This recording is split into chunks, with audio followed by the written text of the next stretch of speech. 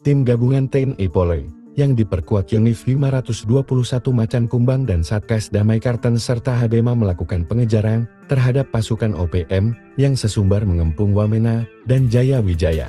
Kegiatan ini bagian dari pengamanan dan patroli pasca ditembaknya dua pekerja di gereja RH45 dan S39 yang bekerja mengecat bangunan gereja GK Immanuel Air Garam. Para pelaku eksekutor OPM itu terdeteksi melarikan diri ke pegunungan dan mendekati wilayah bersalju abadi untuk menghindari pengejaran TNI Polri.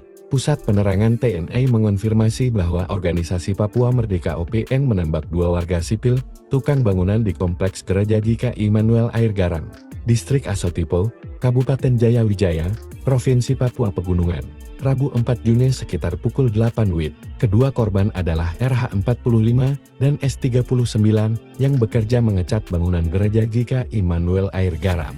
Kepala Pusat Penerangan Kapuspen TNI Maijen Christomei Sianturi, melalui keterangan tertulisnya mengatakan, kedua korban tewas akibat luka tembak, jenazah korban kemudian dievakuasi menuju RSUD Wamena. TNI menyampaikan turut berduka cita yang mendalam atas insiden ini dan mengecam keras tindakan kekerasan terhadap warga sipil tak bersenjata, apalagi dalam rangka pembangunan gereja, kata Christomei dalam keterangan tertulis, dikutip Minggu 8 Juni. Christomei mengatakan, tindakan tersebut tidak hanya mencederai rasa kemanusiaan, tetapi juga menjadi ancaman nyata terhadap upaya pembangunan dan pelayanan peribadatan masyarakat di wilayah Papua. Ia menyebutkan aksi tersebut menunjukkan bahwa OPM berupaya menciptakan ketakutan dan menghambat pembangunan fasilitas umum dan keagamaan di wilayah Papua Pegunungan.